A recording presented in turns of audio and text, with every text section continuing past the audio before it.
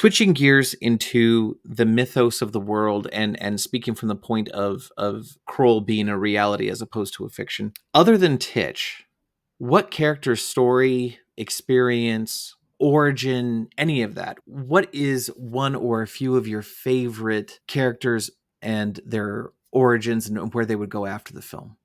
Well, that's a good question. It was phrased terribly. No, not at all. I think I get where you're coming from, Krebs. I know how brilliantly passionate you are about the story of Krull and the ideas you've had for how the story can progress, which I just think are phenomenal. So, in terms of what I think about characters that have resonated, I think the story of the Widow of the Web, Lissa, that really cut through because in Ynyr's history, there's a big set of questions about what went on with them when they were younger. There's a story in itself, but it's that lost love, if you like, the compassion that is able to be evoked that allows Ynyr to die with some assistance for the selflessly for the young Lissa in the hands of the beast. So there's something that stirs there in terms of how that then can connect. And the fact that there's a prophecy, it will be foretold, and all of this kind of fascinating story with the seer, the oracle, the beliefs, the prophecies. It's something that, in terms of storytelling, humans have connected with forever, and yet there's something there to be explored, to, as you say, to make that story real, to connect with the fiction to reality. I think you and I may have talked about this just privately off the air, as it were, but I will share with you now in this moment a fan theory that I've held on to for years. The same friend that I sat down with and watched on the Blu-ray, and we went frame by frame. That friend's name is Connor. And one time he came to visit and we went out for something to eat. And we were just, jabbering about nonsense here and there. And then we started talking about Krull. And I can't even remember why we started talking about Krull. It's just one thing we had in common. And we started talking about Krull a little bit. And there was this whole deep dive that started happening at different points in the movie. And we found all these really interesting story hooks. There are two distinct tragedies in the film, and they are both just highly compelling. One of them is Ynyr and the Widow of the Web.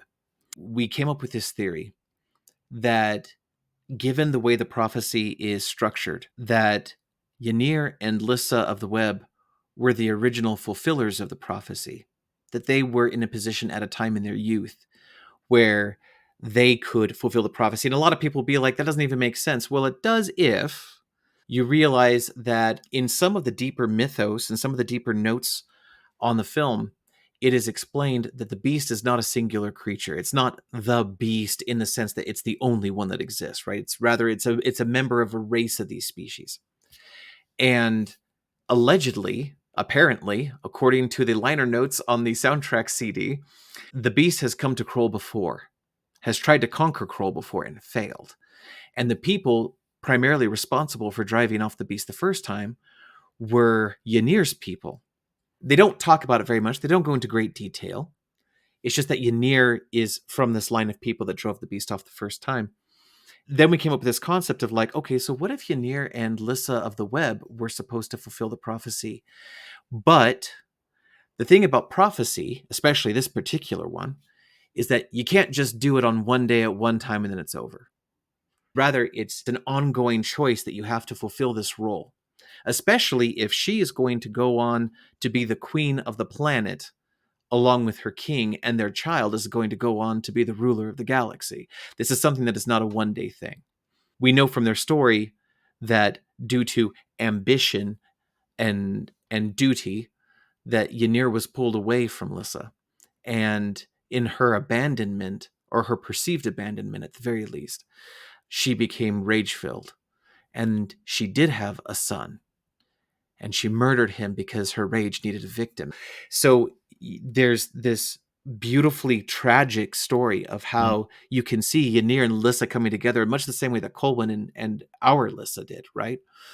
Except that they hit that pinnacle, they hit that point where they join and they become one for a time. But then temptation draws Ynyr away. It's interesting to me in Krull how quietly and subtly it is expressed that you don't have to defeat someone on a battlefield or destroy them or kill them to ruin them. And it can be done subtly by simply drawing people away from what matters most. All they have to do is lose their center and they're done. That same principle applies to the second tragedy, which is the tragedy of the Cyclops, but we'll talk about that another time. Beautiful observation, Krebs. I had a little Thank you. shiver down my spine as you were sort of conveying that. Every time I watch Ynyr and Lyssa of the Web interact, I keep that little fan theory in the back of my mind, and it changes the color of everything. It's a great theory. I'm going with it. Oh, heck yes. It's official. Graham McGrath has endorsed the Ynyr and Lyssa of the Web theory. Fantastic. One down and a whole cast left to go. What I find really interesting, Krebs, is that you asked me the characters and the storyline that sort of resonated with me. And then this happened because we haven't spoken about that. You haven't asked me that question before when we've spoken. So there's clearly, that goes to sort of something deep in terms of the story and how it resonates. I know that from my own extremely limited experience in having done some acting and worked in a project here or there, oftentimes as an actor, the focus is on what are you bringing to the project in the moment. And then it's not until later when you're speaking with people who experience it from an external point of view that they start asking questions that I know I had never thought of. And have I gone back and thought about like characters that I've played and what their backstory is? Not really. No, not at all. But then, I've also never met an obnoxiously obsessed fan with any of that content and then become friends with them and then had them ask me those questions. So I suppose what I'm saying is I'm asking you questions that only weird little Krull trolls like myself care about. And it's understandable that someone as professional as you probably has not come across these thoughts before because, I don't know, you've probably had better things to do with your time. It's really, but it is interesting, Krebs, because it goes back to the iceberg principle. It's about all the stuff that from a performance point of view, you go into and explore and that then what comes to the surface. And actually, you're the kind of person that could ask really good questions to help character development. Thank you. And I know we're focusing on Krull, and this is, you're super, super into the film in a huge way, and you are an absolute aficionado. But they're great questions. Yeah, it is weird, especially for me, 40 years later, or 40 odd years later, sort of thinking about that. But they're good questions because they kind of matter, to what the output is. So yeah, don't do yourself down. Well, thank you. I appreciate that. So for the people who don't know, the way that Graham and I became friends, primarily against his will, was that we got together to do a charity event around the 40th anniversary release of Krull, and it was based on the US release date. If you can't tell by my accent, I'm an American. And the US release date just seemed like the right one for our purposes. Now, Graham and I started talking, and I told him about what date it was. We were talking about how to do the charity event. I wanted him to be on a Zoom session with us, even though the time difference would have made that very challenging for him. Yet one more reflection of his generosity, mind you. And he was willing to do it, except July 29th is Graham McGrath's birthday, everybody. And he had some celebratory things to do, which I 100% supported. So instead, we did a pre-recorded message. Graham, you were brilliant. You were generous. You were wonderful. I know I've told you that before. I'm going to tell you again because it's still a fact. So yeah, July 29th is the release of both Graham McGrath Into the World, and then 11 years later, the release of Krull in the US. That's just a fun little tidbit of information. But going back 40 years in time, so now you're this 10, 11-year-old boy. I guess you were 11 at the point that it was released. Yes. And if I'm not mistaken, it was released in the US first and then in the UK. And it was released in the UK. I suddenly can't remember the date. I think it was in December, though. I thought it was somebody else's birthday. I think. Oh, yes, it was somebody else's birthday. It might have been my birthday, actually. Yes, that's the weird Yes, thing going on here, Krebs. Because then that. yes, that's right. Okay. Here's the truth. I couldn't remember the exact date, and I knew it was someone's birthday, and I wanted it to be my birthday so bad that I didn't believe it was true. Hang on, and here I am on Wikipedia in this moment right now, trying to find what the. Let's see, UK. When you were born. Yeah, when I was born. That's right. I want to. Where's when was I born? Wikipedia. Wikipedia? Where is the Krebs fan page? And where's all that information? And just verifying it in the yes, December 27th, 1983. So yeah, this film was released in the UK on my 5th birthday. So you were 11 and I was 5, and now everybody has what they need in order to spoof our identity. It's perfect. I can't believe I forgot it was released on my birthday. It was like such a great gift. You have to verify that, but I have no doubt. I remember sending you the release, little snippet from the screen.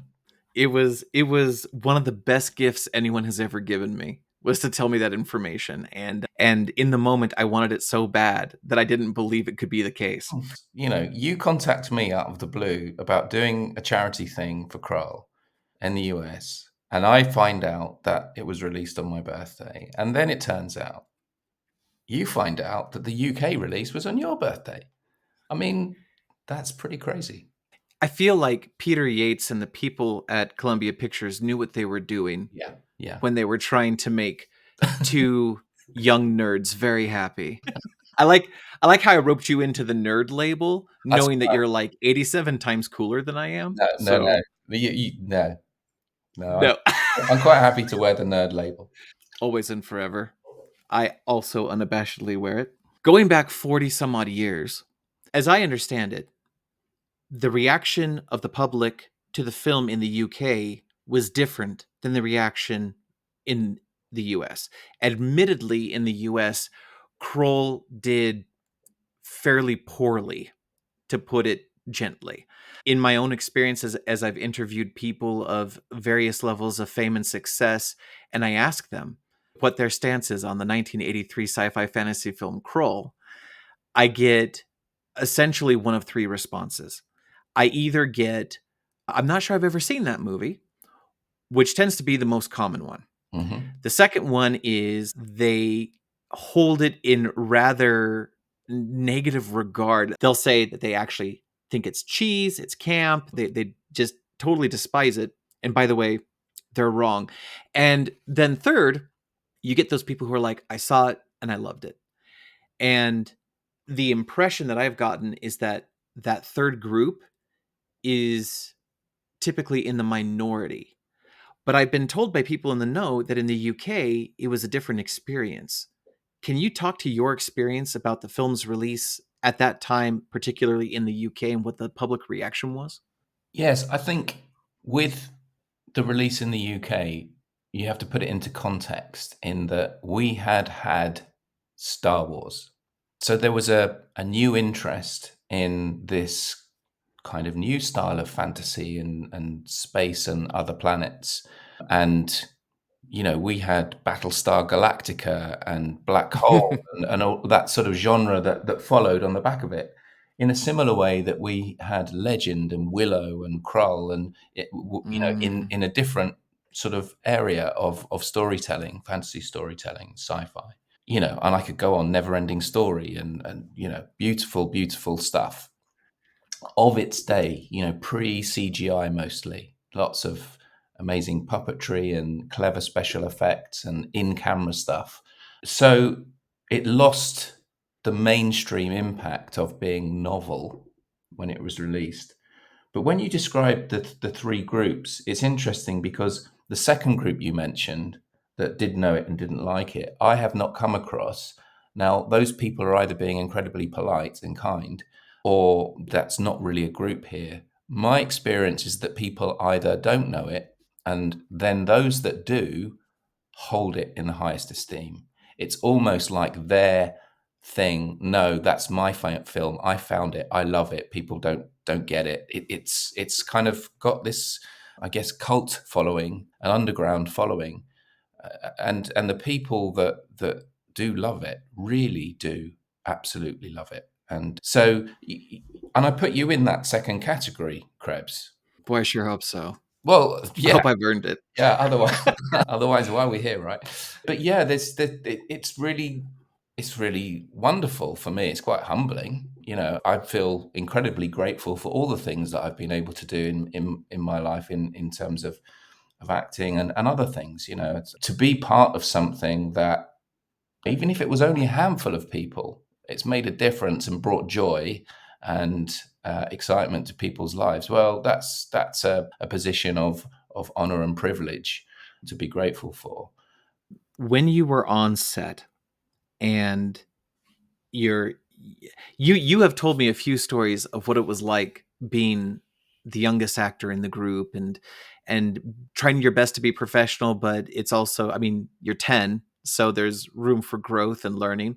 What were just a couple of like the biggest things you learned from that experience, or some of the biggest, even just singular moments that you had on set while making Krull? One immediately comes to mind, Krebs, and that was when Keegan has been shot by a slayer in the Black Fortress. I was witness to a wonderful sort of piece of directing and question asking by Liam to Peter Yates about the performance, where to pitch it, this kind of moment of someone's last seconds in life.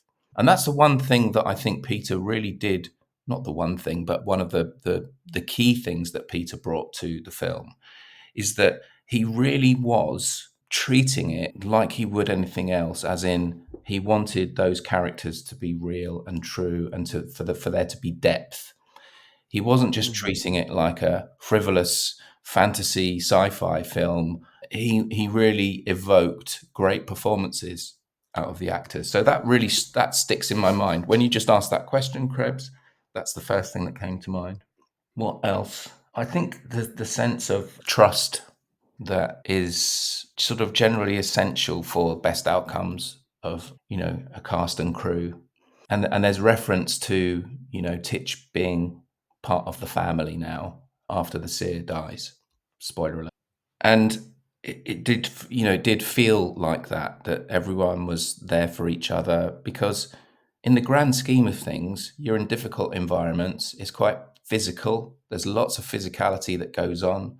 Riding the horses was an absolute thrill, but it's really tests you physically. And the thing that bugged me the most when we were riding wasn't the riding itself. It was my staff that was sort of tied around my shoulder with effectively a bit of twine, and that with that bouncing up and down, it just really bugged me. And I was more worried about the end of it hitting our poor steed.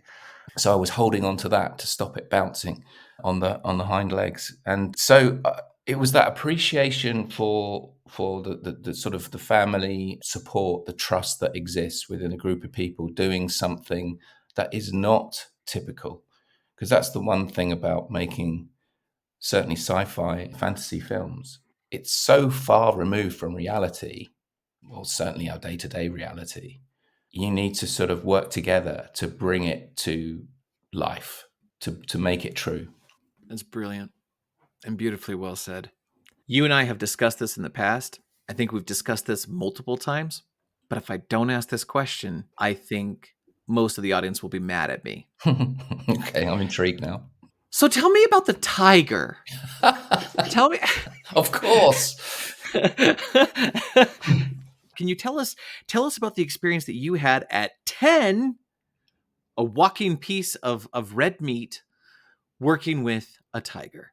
It was quite something. And just as a sort of caveat at the top of this recount, I'm really pleased that things have changed since the time that we shot Krull. But this was kind of fairly normalized at the time of the way things were done, because If only the technology that created Life of Pi was available then. Can you imagine? Oh my word. Can you imagine? Anyway, it didn't. And I was actually taken to a circus down in Sussex, I think it was, one day to meet the tiger, because they were assessing whether it would be possible for this tiger that was desensitized to humans, because it was when there were still a few circuses around with animals, whether it would be possible for a piece of prey to walk alongside this animal. And there is that shot when we're walking along the corridor and Titch is talking to Ergo as the tiger.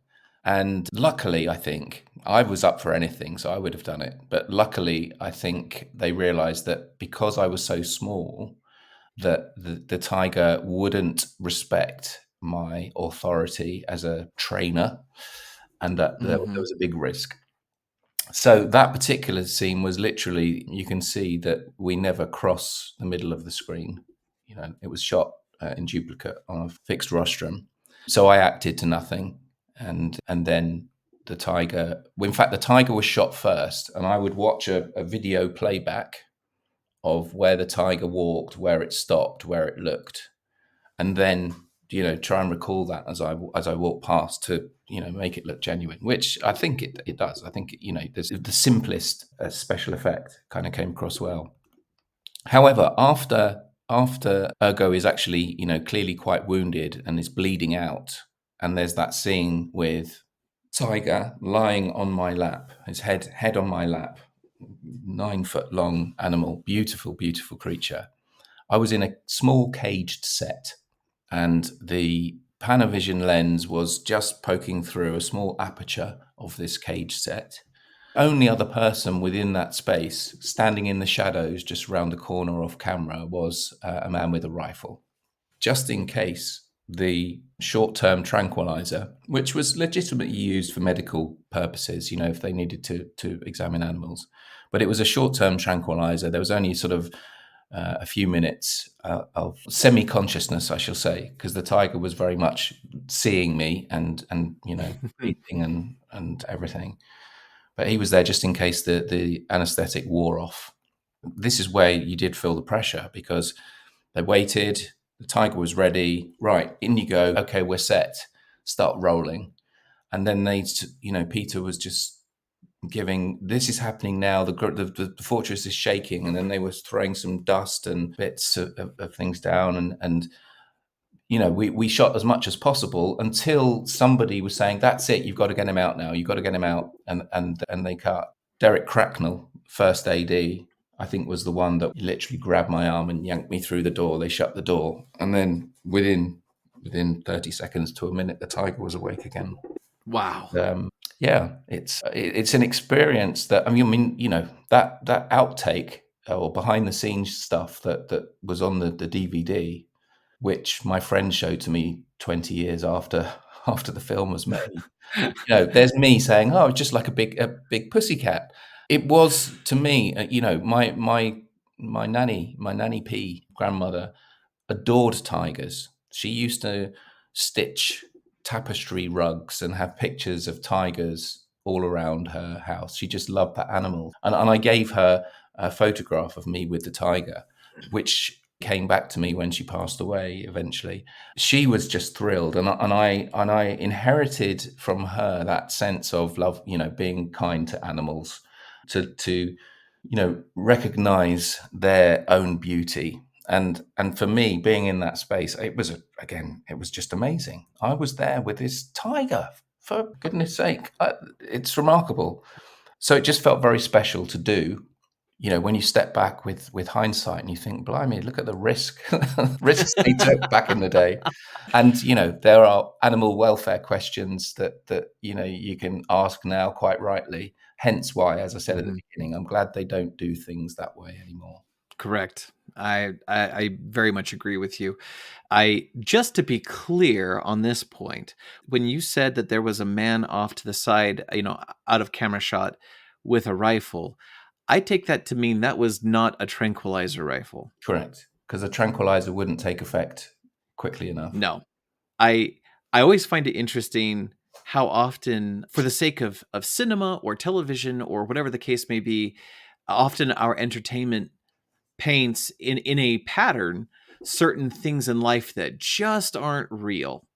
One of them is, it is not the case when you hit someone with a tranquilizer dart, they just fall to the ground suddenly unconscious. One of my most despised tropes in cinema is someone gets injected with something and then they just like they grab it and they're surprised, and then the surprise turns into very sleepiness and then they're gone. Yeah.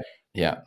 Doesn't happen, Yeah. right? Exactly. Same thing when you have a tiger, that sort of thing. It's like, no, that 10-year-old is not safe. He's made entirely of meat. And then as we wrap things up here a little bit, when you were on set, a 10-year-old boy working with all of these accomplished adults, were there any fast friendships formed? Were there any, was there a closeness between you and any of the other actors, particularly those you had a lot of work with, like David Batley, for example? Was there anyone that you became close with, or was this primarily a professional experience? That's a good question. So I think there was, as I mentioned, that family thing that, earlier, I was very much looked after by my company of cast. Bernard Bresslaw, who played the Cyclops, was brilliant. Came out to play walkie-talkies with me one day in the grounds of Pinewood Studios when we were waiting for a setup. And Todd Carty was very, he was probably the youngest at the time, not 20 or not quite 21. I don't know exactly, but he was sort of quite big brotherish, which was great. And actually, when we went to Italy, because the producers brought my parents and sister out with us as well for that period of time we were shooting there, he got on very well with my parents. And actually, when I met Todd again many years later on the set of EastEnders, which was a UK soap opera, I had a short stint in that. I wasn't working directly with him, but I met him in the green room, and the first thing he said is, "Hi, Graham, how's your family?" It was like, that genuine, lovely person that he was. He was a wonderful young man.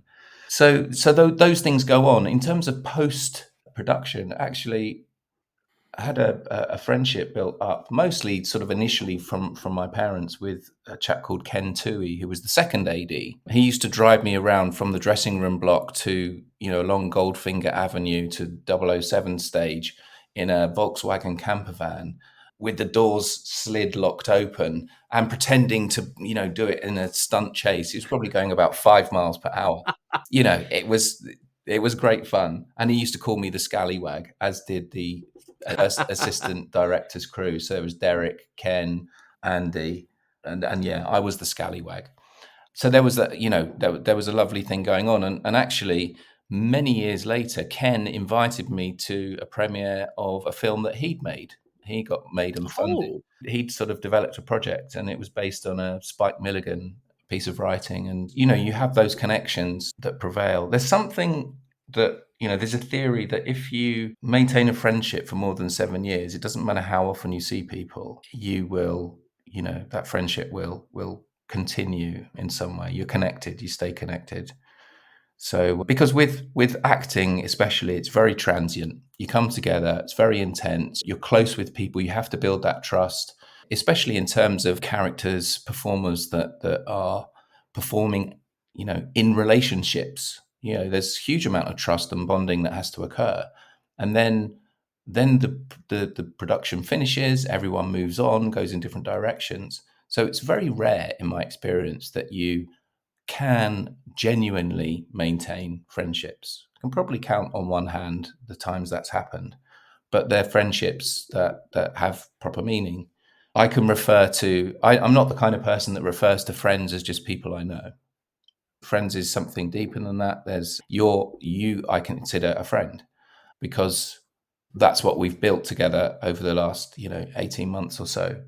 And I'm looking forward to when you're going to be in the UK later this year, and we have some get to have some real time together. So yeah. So I've lost my thread now, and I think I've answered the question, Krebs. yes, you did. I hope your You viewers did great. thought, "What the hell is he talking about? He's rambling all sorts of stuff." we refer to it as grambling. It's a wonderful moment in time where we just listen to Graham McGrath talk, and it's wonderful. and by the time you hear this, it is my birthday, so give me a break. I know, right? To that point, are there friendships from Krull specifically that you still have in your life today? Well, I'd say, I mean, if I was to work with Todd again, we'd pick up where we left off. I could see that. There's just a quality in him as a person, forget anything else, that I really admired. You know, when you, and certainly really reinforced when I worked with him again many years later. And it's the kind of thing that I thought, I want to be like that. You know, when you see someone's ethos and actions play out in such a positive way, that's an inspiration. But no, it's not, as I say, just because of locations and demands. And, you know, even with friends that we're close with, really close with, you know how hard it is to find the time to catch up. And I've never wanted to come across as one, you know, especially as I was young at the time, I never wanted to come across as a kind of hanger-on type person and be a pest, you know, be a nuisance to people. So I've, you know, I think that's why the friendships that I have developed with a few people on things that I worked on are genuine rather than for any superficial associative benefits. Absolutely.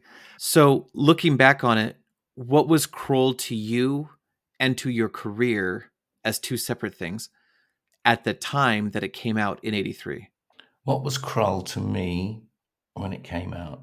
I say, so for me personally, it was quite exciting to go to a premiere at the, you know, in Leicester Square, the Odeon Leicester Square, and you know, be in, I suppose the second time everybody was together again, right at the very end, to watch the finished product. And, you know, have, as I say, I didn't go back to school sort of crowing or bragging about it, but, you know, friends had seen it, and there was lots of great discussion. So it was just great to be part of that. From a career point of view, clearly it was a significant attribute to my growing portfolio. And certainly my agent, who was really dedicated to furthering my career with the right kind of work, used it as you know, great examples of what I could do. And so, yeah, from a career point of view, of course, it was very helpful. And as I said to you before, Krebs, I've always been grateful for the work that I have done. My agent really did pay attention to get me good work in great company of others, because that was the education. You mentioned the people in Krull. When I think about all the people that I've had the blessing of being on set with or on stage with and their caliber, I mean, how fortunate have I been, you know, to be able to work with those people, because they've elevated my capability and standing. And so, yeah, I remain eternally grateful. That's beautiful. And then the last couple of things I would end on are, do you currently possess any of the original props, materials, costuming from Krull? I have in a box in the attic, and I really must dig it out because somebody else asked me this question recently. Some original scripts and call schedules, some black and white sort of press photos as they were, you know, 10 by 8, black and white shots. Just a few that were given to me. In fact, one of them is with all of the first, with the assistant director crew, me and my stand-in Tim, and they've all signed it, and to the scallywag. So I've got a few things like that. I don't have any props, or I've got a T-shirt that was issued to the cast and crew 82, as it was called, just because that rhymed. That probably might fit my son now, who's 6. But certainly, yeah, I've got 2 of those that are quite faded, but they're preserved just as a memory. And then a friend of mine a couple of years ago bought me a great fun little replica of a glaive. I think you've shown that to me before. Yeah, I think I did. Yeah. Even though I could talk about Krull ad nauseum, you have had an incredible amount of life outside of Krull. And recently, you have become involved in some incredibly important global efforts. Can you tell us a little bit about what you're involved with these days? Yeah, so I am fortunate enough to lead a marine conservation charity called the Sea Life Trust. And amongst the global conservation projects that we help support and fund, we basically have the world's first beluga whale sanctuary. So Oh my gosh. this came as a result of the charity's parent company acquiring an attraction which had performing beluga whales and sea lions and other animals. But the principle that it always stood by was that it would not keep cetaceans in captivity for frivolous entertainment purposes. Similar things had happened when it had acquired theme parks with dolphins, that they stood by their guns. And when it came to the belugas, it's like, right, now's our chance to put our money where our mouths are and do something that's never been done before. What's brilliant is that we're not alone. So just this past week, in fact, Krebs, I was on a trip to Iceland, where our sanctuary is, with an amazing guy from the Whale Sanctuary Project in Nova Scotia, Canada. He's developing a sanctuary there for orca, killer whales. Oh, wow. And then another incredible leader in the field from Baltimore, who is developing a sanctuary for dolphins in Puerto Rico. And together, because we are helping each other with the expertise and the knowledge and the resources and the experts that know how to work with these animals, we're sort of forging ahead with creating a movement, igniting others to come on board with us and help fund and create something for the future. Because we all believe that we can't continue to keep these incredibly intelligent social animals, especially with all the things that science keeps discovering about them. We can't keep them in concrete tanks.